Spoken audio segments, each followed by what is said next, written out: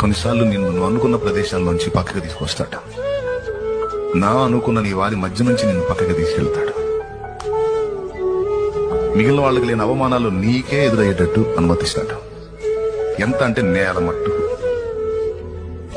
మిగిలిన వాళ్ళు బానే ఉంటారు, కానీ నీకు మాత్రం ఘోరమైన అవమానాలు ఎదురవుతుంటాయి. మాటలు పడాల్సి వస్తాయి. అది ఎలా ఉంటుందంటే నిటారుగా నిలిచిన రాను అడ్డంగా నేల మీద పడిపోయినట్టు ఉంటుంది నీకు ఫీలింగ్. ఏం చేద్దాం మరి? కోరుకున్నాడు మరి మహిమతో నీ మీదికి దిగి రావాలనుకుంటున్నాడు. అనేకులకు నిన్ను ఒక ఆశీర్వాద కారణంగా చేయాలని కోరుకున్నాడు. డిసైడ్ చేశాడు, ఎంపిక చేశాడు. ఇంకా ఆగడు. తట్టుకోవాల్సిందే గాయాలని. అవన్నీ ఆశీర్వాదకరమైన గాయాలు. అదే రేపు భవిష్యత్తులో నీకు గేయాలు. అదే నీకు భవిష్యత్తులో గేయాలు బిడ్డ. అదే సంతోష గానాలు.